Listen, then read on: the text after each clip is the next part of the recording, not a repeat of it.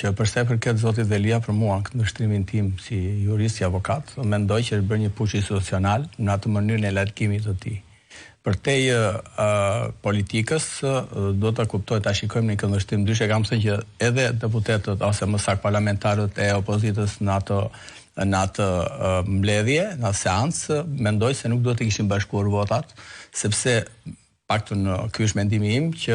me ata të Partisë Socialiste, sepse ajo kuptua qartë që ishte një mbledhje e cila ishte bërë apostafat për të shkarkuar Erion Velin, ati nuk i dha mundësia për të dëgjuar, pra për të parashtruar pretendimet e tij përse po kërkoi largimin e tij dhe arsyet përse ai kishte munguar gjithë këtë periudhë në krye në ushtrimin e funksionit të sekretar bashkie. Do të kuptojmë diçka. Edhe ligji ka përcaktuar, pra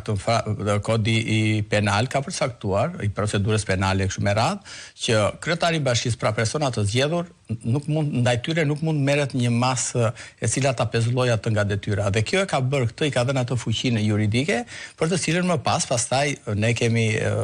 merren masa të tjera. Dhe në këtë kuptim ata vërtet e arrestuan, vërtet e futën në ambientet e paraburgimit, zotin Velia, por nuk morën dot këtë masë. Pra masa e dalimit të